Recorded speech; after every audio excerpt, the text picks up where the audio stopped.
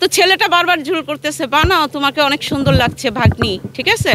তো ভাগ্নি যেহেতু বলছি, এখানে তো আর কিছু করার নাই। আরেকটা কথা, আমি যখন টিকটক করছে তখন বলছি যে ক্যাপশনে ভাগ্নি লেখা দেন। উনি বলছে যে না, এটা লেখা যাবে না, পরে মানুষ তোমাকে খুঁজবে, তোমার ফলোয়ার্স বাড়বে, তারপর আমি বলবো। আমার ছোট মেয়ে ইরার একটা টিকটক আইডি ছিল, তো মাঝে মাঝে আমি টিকটক বানাইতাম, ওর যে খেলাধুলা করতো, যা করতো, এগুলো বানাই ছাড়তাম। তো জুনিয়র সাকিবকে আমি মেসেঞ্জারে মেসেজ দিছি যে সাকিব, আমার একটা ছোট বাবু আছে, তুমি কি আমার বাবুটার সাথে টিকটক বানাবা?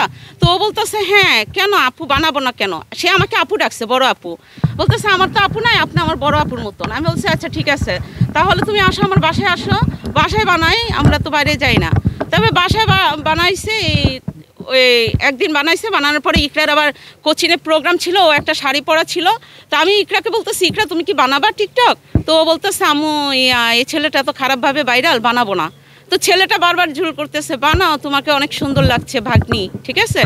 তো ভাগ্নি যেহেতু বলছি, এখানে তো আর কিছু করার নাই। আরেকটা কথা, আমি যখন টিকটক করছে তখন বলছি যে ক্যাপশনে ভাগ্নি লেখা দেন। উনি বলছে যে না, এটা লেখা যাবে না, পরে মানুষ তোমাকে খুঁজবে, তোমার ফলোয়ার্স বাড়বে, তারপর আমি বলবো।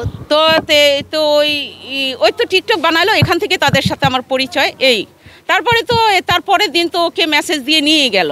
হ্যাঁ, এই তারপরে এখন হলো সেই ছেলে, মানে ওর উদ্দেশ্য ছিল যে আমার মেয়েটাকে যেন কখনো আমি বিয়ে না দিতে পারি, কখনো ওর লাইফটা একদম নষ্ট হয়ে যায়, তাই এইভাবে বাজেভাবে বউটৌ সাজায় সে ভাইরাল করছে, ঠিক আছে। অথচ সে যে বিয়ে করছে, তাহলে ওর কাবিনের একটা ছবি দেয় না কেন? সে যে বিয়ে করছে, তার কাবিনের একটা, আমি বারবার বলছি তাহলে তুমি একটা ছবি তুলে দাও, তাহলে দূরের থেকে আপনাদের সাংবাদিকদেরকে কেন দেখাইলো, দূরের থেকে দেখাইলো কেন, তাই না? ঠিকানা দিয়ে তো, বয়স দিয়ে তো এরকম বানাইতে পারে। অথচ আমার মেয়ের বয়স হয়েছে 2007 সালে জন্ম, আমি জন্ম দিছি, আমি বয়স জানি না, ওই ছেলেটা কি জানবে? ও তো জানবে না, তাই না? তাহলে এই ধরনের মিথ্যা বললে তো সব কিছু হয় না। এই ছেলেটা চাইতেছিল ইকরাকে নিয়ে বউটো সাজায় একটা নতুনভাবে ভাইরাল হওয়ার জন্য, নতুনভাবে ওর টাকা ইনকাম করার জন্য। সে আমাকে ফোন দিয়ে বলে কি, আপনার মেয়েকে আনার পরে আমার ভিউ বেশি হয়েছে, আপনার মেয়েকে আনার পরে আমার 3 লাখ টাকা ইনকাম হয়েছে।